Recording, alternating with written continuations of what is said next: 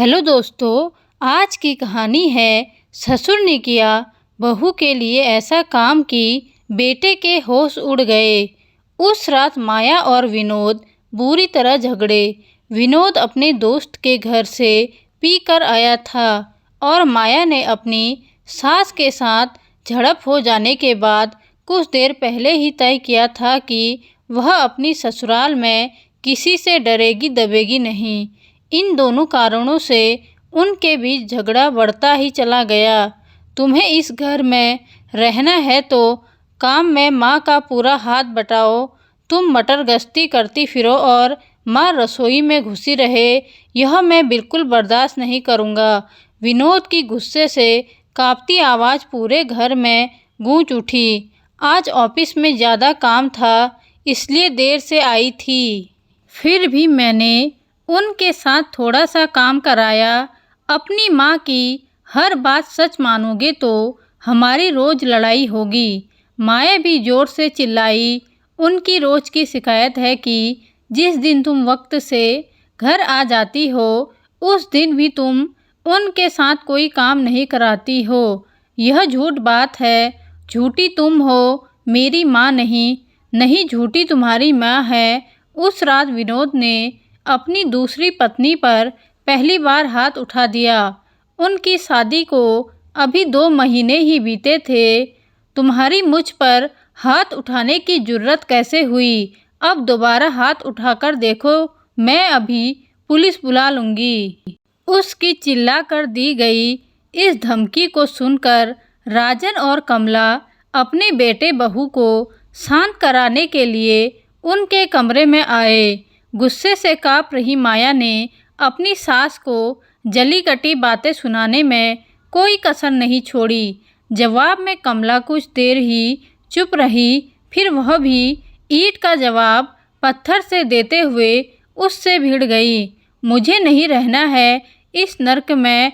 मैं कल सुबह ही अपने मायके जा रही हूँ। तुम्हारे माँ बाप का बोझ मुझे नहीं ढोना है। धमकी देने के बाद माया ने कमरे का दरवाज़ा अंदर से बंद कर लिया। ये मुझे कैसे दिन देखने पड़ रहे हैं। पहली बीवी चरित्रहीन थी सो मुझे छोड़कर अपने प्रेमी के साथ भाग गई। अब यह दूसरी जो पल्ले पड़ी है बहुत ही बदतमीज है। अपने को कोसता विनोद उस रात सोफे पर ही सोया। अगले दिन रविवार था। आंखों में गुस्सा भरी जब 10 बजे के करीब माया अपने कमरे से बाहर आई तो उसने विनोद को ड्राइंग रूम में मुंह लटकाए बैठे पाया। उसके पूछे बिना विनोद ने उसे दुखी लहजे में बताया, मम्मी पापा सुबह की गाड़ी से मामा जी के पास लखनऊ चले गए हैं। क्यों? चाय बनाने रसोई में जा रही माया ने ठिठक कर पूछा। उनके जाने का कारण समझना क्या मुश्किल है? मुझे ज़बरदस्ती कसूरवार मत ठहराओ प्लीज़। तुम्हारी माताजी ने मुझे 1 की 4 सुनाई थी। वे दोनों बीमार रहते हैं। घर से दूर जाकर उनकी कैसी भी दुर्गति हो तुम्हारी बला से। जब आज मैं ही घर छोड़कर जाने वाली थी तो तुमने उन्हें रोका क्यों नहीं? मैंने बहुत कोशिश करी पर पापा नहीं माने। वे कब तक लौटेंगे कुछ बताकर नहीं गए हैं। विनोद ने थके हारे अंदाज में अपना चेहरा हथेलियों से रगड़ा तो माया भी कुछ उदास सी हो गई। दोनों दिन भर सुस्त ही रहे पर शाम को उनका बाजार घूम आने का कार्यक्रम बन गया।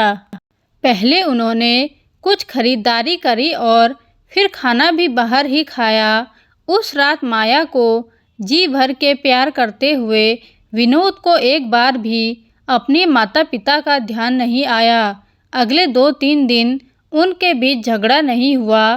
फिर एक दिन ऑफिस से माया देर से लौटी तो विनोद उससे उलझ पड़ा। दोनों के बीच काफ़ी तू मैं हुई पर फिर जल्द ही सुलह भी हो गई। तब दोनों के मन में यह विचार एक साथ उभरा कि अगर कमला घर में मौजूद होती तो यकीनन झगड़ा लंबा खिंचता।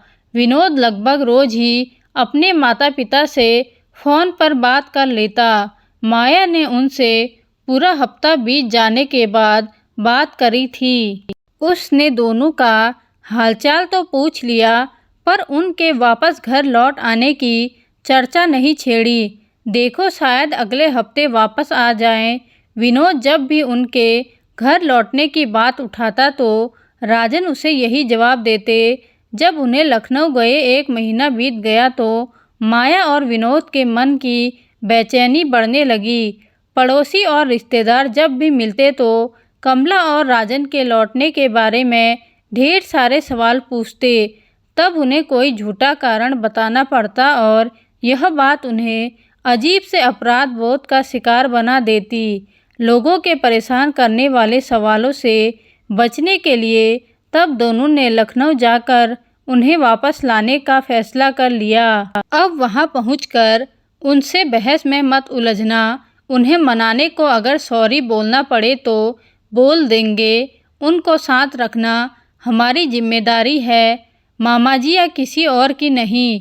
विनोद सारे रास्ते माया को ऐसी बातें समझाता रहा। मामा मामी के यहाँ 2 दिन बिताने के लिए शुक्रवार की रात को करीब 9 बजे उनके घर पहुँच गए। उन दोनों से मामा मामी बड़े प्यार से मिले। उनकी नज़रों में अपने लिए नाराज़गी के भाव ना देखकर माया मन ही मन हैरान हुई।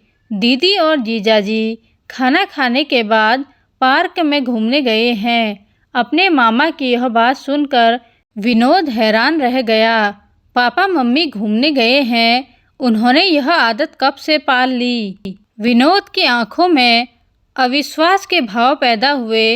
वे दोनों अब नियम से सुबह भी घूमने जाते हैं। तुम उनकी फिटनेस में आए बदलाव को देखोगे तो चकित रह जाओगे। मम्मी की कमर का दर्द उन्हें घूमने की इजाज़त देता है। दर्द अब पहले से काफ़ी कम है।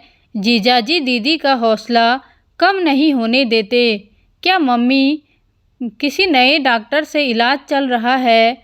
हाँ, डॉक्टर राजन के इलाज में है दीदी। अपने इस मजाक में मामा जी ने जोर का ठहाका लगाया तो विनोद और माया जबरदस्त उलझन का शिकार बन गए। जब वह दोनों चाय पी रहे थे तभी कमला और राजन ने कमरे में प्रवेश किया। उन पर नज़र पड़ते ही विनोद प्रसन्न मन से उछलकर खड़ा हुआ और वह बोला, वाह पापा मम्मी, आप दोनों इन स्पोर्ट शूज में बहुत जच रहे हैं। तुम्हारे मामा जी ने दिलाए हैं, अच्छे हैं ना? राजन पहले किसी बच्चे की तरह खुश हुए, फिर उन्होंने विनोद को गले लगा लिया। अपनी माँ के पैर छूते वक्त विनोद ने उनकी तारीफ करी। यह बड़ी खुशी की बात है कि कमर का दर्द कम होने के कारण आपको चलने में तकलीफ नहीं हो रही है। चेहरे पर भी चमक है। लगता है मामा जी के वहाँ खूब माल उड़ा रहे हो। मेरी शुगर की बीमारी मुझे कहाँ माल उड़ाने देती है। तुम दोनों कैसे हो कि आने की खबर क्यों नहीं दी? तुम दोनों को भूख लगी होगी। बड़े उत्साहित होकर अपने हाथों को आपस में रगड़ते हुए राजन जी ने बेटे बहू से पूछा, ज़्यादा भूख नहीं है, चलो बाजार से कुछ हल्का फुल्का ले आते हैं। विनोद अपने पिता के साथ जाने को खड़ा हुआ। बाजार से क्यों, कुछ लाना है? आलू मटर की सब्जी रखी हुई है, मैं फटाफट पराठे बना देती हूँ। कहते हुए उसकी मामी खड़ी हुई और रसोई में जाने लगी। आज आप क्यों बनाएंगे? आज आपने शिष्य को आज्ञा दीजिए, भाभी कहते हुए राजन जी ने उन्हें रोक लिया और सोफे पर बैठा दिया। क्या पराठे आप बनाएंगे? विनोद का मुंह खुला का खुला रह गया। पिछले दिनों तुम्हारी मामी से कुकिंग सीखी है, बस 15 मिनट, तब तक तुम दोनों फ्रेश हो जाओ। अपने बेटे का गाल थपथपाते हुए राजन जी रसोई की ओर चल दिए। बैगन का भरता, आलू के पराठे, मटर पनीर कुलचे और भी बहुत कुछ, यह बताते हुए मामा मामी और कमला की आंखें खुशी से चमक उठी। विनोद को आश्चर्य हुआ कि जो पिता अपने लिए चाय तक नहीं बना सकते थे, आज उन्होंने इतना कुछ सीख लिया। खाना खाने के बाद वह अपनी मामा मामी से कहने लगा कि अब हमें जाना चाहिए। तो कमला और राजन जी बोल पड़े, नहीं, हमें यहीं रुकने दो, हम तुम दोनों के साथ नहीं चल सकते। हम नहीं चाहते कि हमारी वजह से तुम दोनों में झगड़ा हो और बहू घर छोड़कर जाए। पहले भी इसकी पहली शादी की वजह से बहुत लंबा केस चला और हमें समाज के बहुत तानों का सामना करना पड़ा। अब हम में सामर्थ्य नहीं है यह सब सुनने में।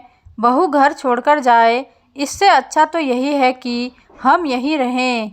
तुम्हारी सास से ज़्यादा काम नहीं होता, तो इसलिए मैंने घर के सारे काम सीख लिए हैं, झाड़ू पोछा, खाना बनाना, जिससे कि तुम्हारी सास की मदद हो जाए। अब हम यहीं रहेंगे। हम नहीं चाहते कि हमारी वजह से तुम दोनों में झगड़ा हो। राजन जी ने अपनी मन की पीड़ा बताते हुए कहा। इतने में माया रोते हुए बोली, मुझे माफ़ कर दीजिए पिताजी, मैंने गुस्से में आकर आप दोनों को बोझ कहा। मैं आपसे हाथ जोड़कर विनती करती हूँ कि आप हमारे साथ घर चलें। मैं आपको विश्वास दिलाती हूँ कि आज से मेरे मुंह से कभी ऐसी बात नहीं आएगी और मैंने भी आज से शराब छोड़ दी। विनोद बोला। विनोद के इस फैसले को सुनकर राजन जी ने उसे गले से लगा लिया और कमला को बोला कि पैकिंग शुरू करो, अब हम शाम को ही घर के लिए चलेंगे। मैं इसी खुशी में हलवा बनाकर सबका मुंह मीठा करवाता हूँ। उन्होंने अपने बेटे बहू के सर में हाथ रखकर आशीर्वाद दिया और हलवा बनाने के लिए रसोई की ओर चले गए।